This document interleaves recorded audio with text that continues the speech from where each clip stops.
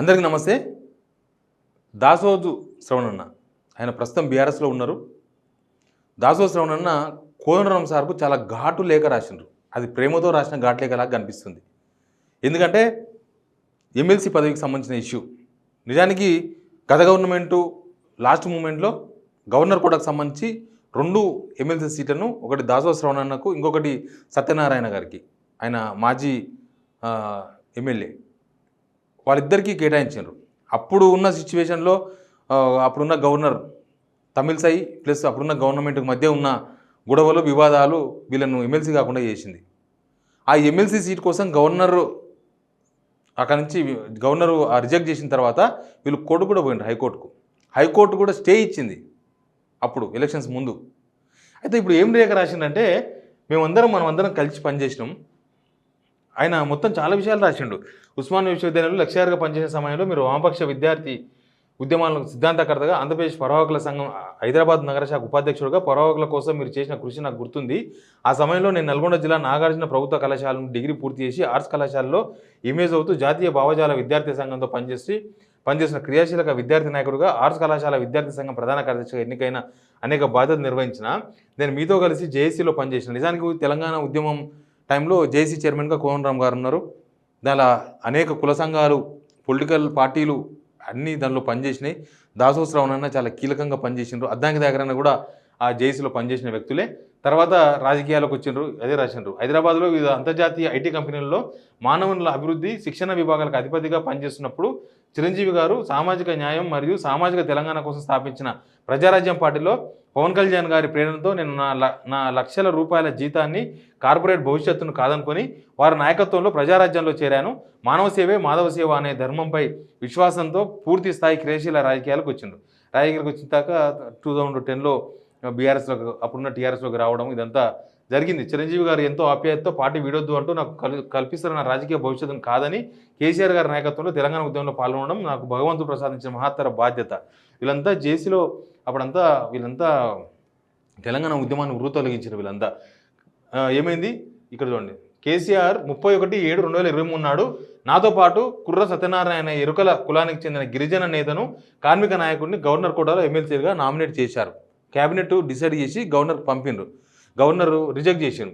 కానీ రాజ్యాంగ విరుద్ధంగా దేశంలో ఎక్కడ ఎప్పుడు జరగని విధంగా ఆనాటి గవర్నర్ శ్రీమతి తమిళసై సౌందరరాజన్ గారు కేసీఆర్ గారిపై ఉన్న అర్ధరహిత కోపంతో కక్ష సాధింపు చర్యలో భాగంగా మా ఇద్దరికి రాజకీయ నేపథ్యం ఉంది, మాకు పూర్తిస్థాయి అర్హత లేదని మరియు మాకు సంబంధించిన సరైన సమాచారం తనకు లేదు అనే కుంటి సాకులతో కనీస విజ్ఞత ప్రదర్శించకుండా మా నియామక ప్రతిపాదనను 19/9/2023 నాడు, 9 అంటే ఆల్మోస్ట్ ఎలక్షన్ టైం, అది మనకు నవంబర్ 30 కదా ఎలక్షన్ జరిగింది, తిరస్కరించి మా హక్కులు కాలరాస్తే గవర్నర్ రాజ్యాంగ విరుద్ధ మరియు న్యాయ విరుద్ధ నిర్ణయాన్ని నిరసిస్తూ అన్ని ఆలోచించి అనేక సంప్రదింపుల తర్వాత వ్యక్తిగత హోదాలో న్యాయం కోరుతూ హైకోర్టును ఆశ్రయించడం. హైకోర్టులో వాదోపవాదాలు జరుగుతున్న సందర్భంలో కోర్టులో చివరి తీర్పు వచ్చే వరకు ఎమ్మెల్సీ పదవుల భర్తీ చేయమని న్యాయమూర్తి ముందు వాగ్దానం చేసిన శ్రీ రేవంత్ రెడ్డి గారి ప్రభుత్వం మరియు ఆనాటి గవర్నర్ గారు దానికి పూర్తి భిన్నంగా కోర్టును అగౌరవపరుస్తూ సహజ న్యాయ సూత్రాలను విరుద్ధంగా కుతంత్ర పూరిత వైఖరితో 27/1/2024 నాడు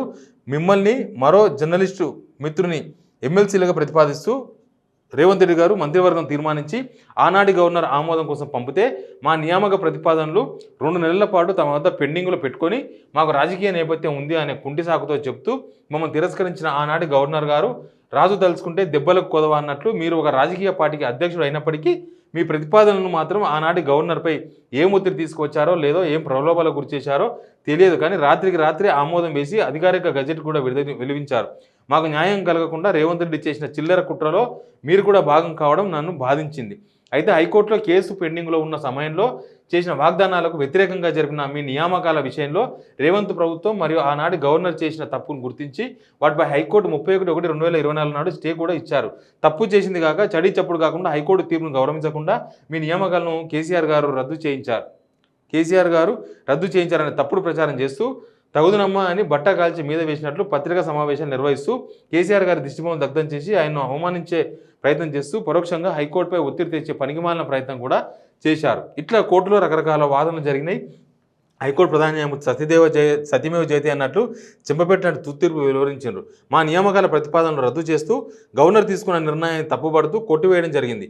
అదేవిధంగా మిమ్మల్ని మరో జర్నలిస్టు మిత్రులు నియామకాలను కూడా తప్పుపడుతూ వాటిని కూడా కొట్టివేశారు. ఇది కథ. గవర్నర్ను నియమించడంలో మంత్రివర్గం చేసిన సిఫార్సులే గవర్నర్కు శిరోధార్యమని కోర్టు తీర్పు ఇచ్చింది.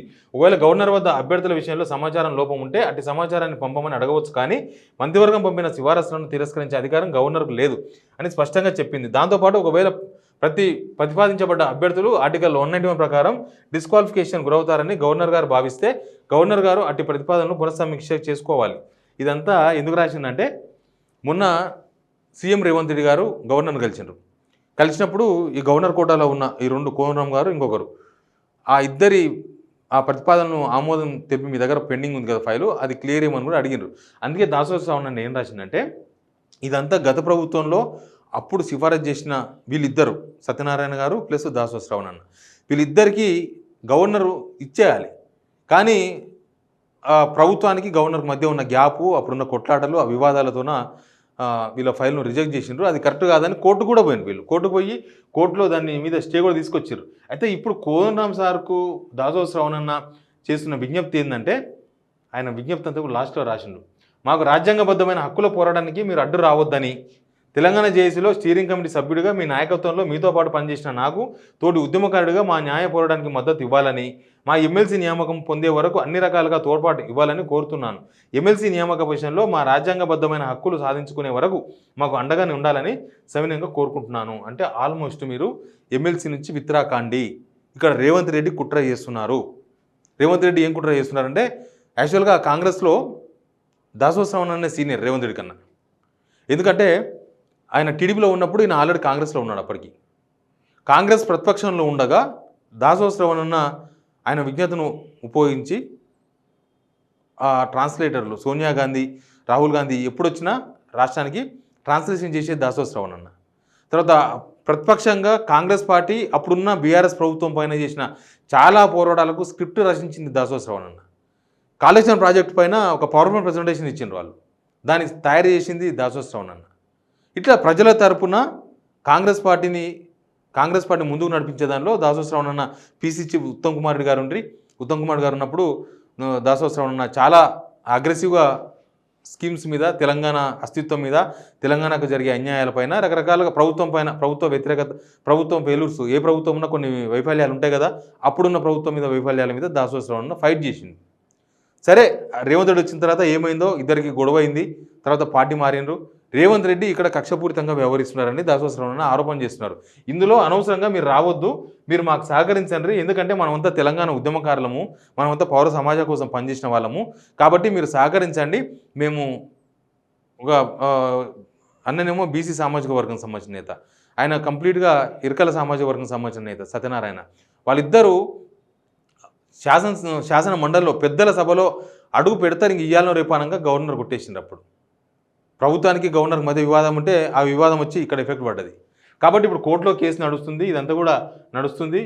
చెప్పాను, నేను స్వయంగా తెలంగాణ ఉద్యమకారులకు రాజకీయ ప్రాతినిధ్యం లభించలేదని ఆక్రోషంగా వ్యక్తం చేస్తూ ఇప్పుడు స్వయంగా సహచర ఉద్యమకారుడినైన నా అవకాశాలను కుట్రపూరితంగా మరియు కృతజ్ఞత రాహిత్యంతో రేవంత్ రెడ్డి ప్రభుత్వం కాలరాస్తుంటే మీరు ఎలా ఆయనను సహకరిస్తున్నారు?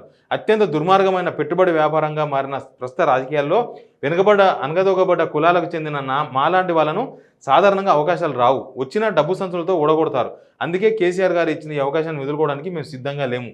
నెక్స్ట్ ఏం జరుగుతుందో తెలియదు. ఎవరంటే అమీర్ అలీ గారిని మైనారిటీ వర్గం ఓట్లు దండుకొని మా లీగల్ లిటిగేషన్లో అతన్ని జొప్పించి ఆయన్ని కూడా అవమానిస్తుండ్రు. రేవంత్ రెడ్డి చేస్తున్న క్షుద్ర రాజకీయాలు మీకు అర్థం అవుతున్నాయా, లేక అర్థం అయ్యి కూడా అర్థం కానట్లు నటిస్తున్నారా? చాలా ఘాటుగా రాసిన లేఖ, చూస్తే ప్రేమ లేఖ లేకుండా, కానీ తప్పుకోమని అడుగుతున్నారు. డైరెక్ట్గా మీరు తప్పుకోండి, మీ అంతలకు మీరే తప్పుకోండి. ఎందుకంటే మనమందరం ఒక దగ్గర పనిచేసిన వాళ్ళము, ఒక సమాజం కోసం, ఒక రాష్ట్రం కోసం పనిచేసిన వాళ్ళము. మీరు అనవసరంగా రేవంత్ రెడ్డి ఆడుతున్న ఆటలో పావు కాకండి అని కోదండరామ్ గారికి విజ్ఞప్తి చేసిండ్రు దాసోజు శ్రవణ్ అన్న ఈ లేఖ ద్వారా. కోదండరామ్ సారేమో ఎప్పుడు ఈసారి ఎమ్మెల్సీ, ఎప్పుడు ప్రమాణ స్వీకారం చేద్దామని ఆయన చూస్తున్నారు. ఎందుకంటే ఆ రోజు చూసినాం కదా, కోర్టుకు పోయినరు వీళ్ళు. ఒక పెద్ద డ్రామాటిక్ జరిగింది, ఒక హైడ్రామా జరిగింది, అది చెప్తాను మీకు నేను.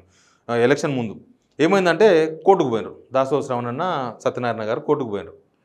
కోర్టు స్టే ఇచ్చింది.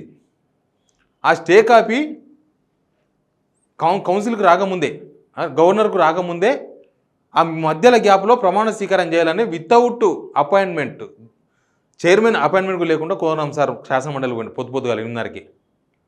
ఆయన జ్వరం వచ్చి ఆయన ఆరోగ్యం బాగాలేదని చెప్పి ఆయన రాలేదు చైర్మన్. రాకపోయేసరికి అందులోపలనే కోర్టు నుంచి ఆర్డర్ వచ్చింది. అది అక్కడ ఆగిపోయింది.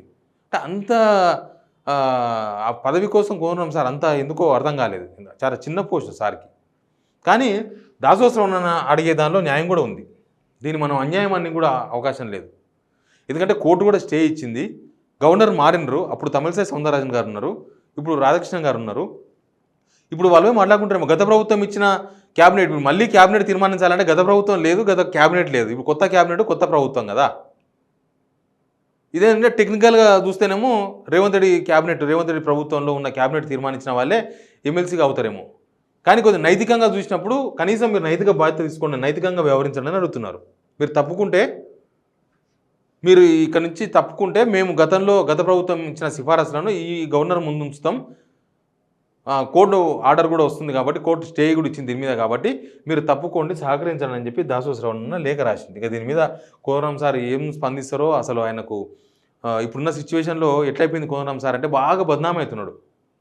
అది ఎవరి వల్ల బద్నామీ అవుతున్నాడు అనేది మీకు అందరికీ తెలుసు. నిరుద్యోగుల ఇష్యూ కూడా అట్లే అవుతుంది కదా.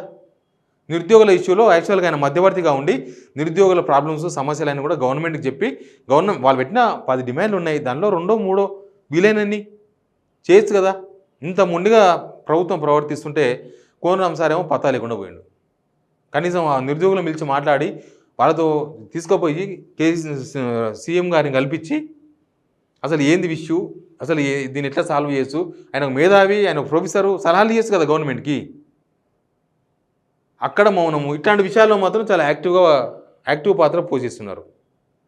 ఈ విషయంలో మరి కోనరామ్ సార్ పెద్ద మనసు చేసుకొని నిజంగానే దాసోశ్రవణ్ అయినా ఎరుకుల సత్యనారాయణ గారైనా బడుగు బలహీన వర్గాలకు సంబంధించిన వాళ్ళకు వచ్చిన ఒక అవకాశాన్ని వినియోగించుకుంటామంటున్నారు.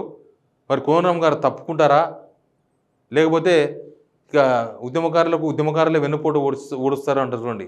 అట్లా ఈ లేఖలు ఇట్లాంటివి ఏం పట్టించుకోకుండా నాకేంటి అనే విషయంలో ముందుకు పోతారా కోనరామ్ సార్ అనేది చూడాలి. కానీ లేఖ మాత్రం చాలా ఘాటుగా ఉంది. 6 పేజెస్ లేఖ, చాలా ఇంట్రెస్ట్ కూడా రాసిండ్రు అన్న. చూద్దాం ఏం జరుగుతుందో. Please subscribe signal TV.